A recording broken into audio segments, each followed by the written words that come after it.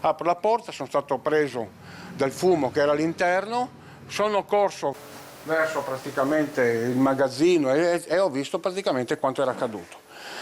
Un'ondata di fuoco verso le 3:30 della notte ha invaso il bar Dolce Vita a Cervignano. Un episodio doloso innescato dal versamento di liquido infiammabile da una finestra sul retro. Alle 6:20, quando il proprietario è arrivato, ha trovato solo fumo e distruzione. Era un carrello, quello della spesa, che si è praticamente liquefatto. E le bottiglie con il calore e tutto il resto sono cominciate a scoppiare e hanno spento perché il fuoco è rimasto circoscritto qua.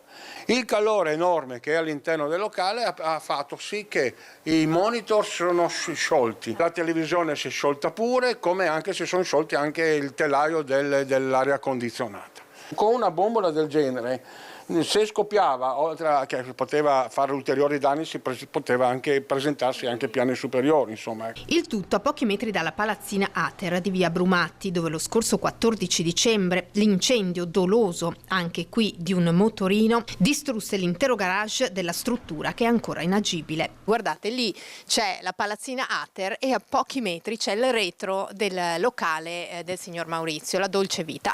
Hanno tagliato la zanzariera, hanno trovato naturalmente l'inferriata e per cui non hanno potuto versare più di tanto accelerante, come è stato definito dai vigili del fuoco di Cervignano, dando fuoco poi dopo allo stesso. Ora la conta dei danni, ci vorrà almeno un mese prima di riaprire, ma io le chiedo, ma chi può aver fatto una roba del genere? Quello che ci domandiamo anche noi, non lo so, perché io non ho mai avuto screzi con nessuno, anche perché comunque alla fine è un locale prettamente diurno. Cervignano ultimamente sta diventando un posto da aver paura a uscire veramente la sera. Dovrebbe essere anche un momentino anche l'amministrazione comunale che cerchi anche di sviluppare qualcosa.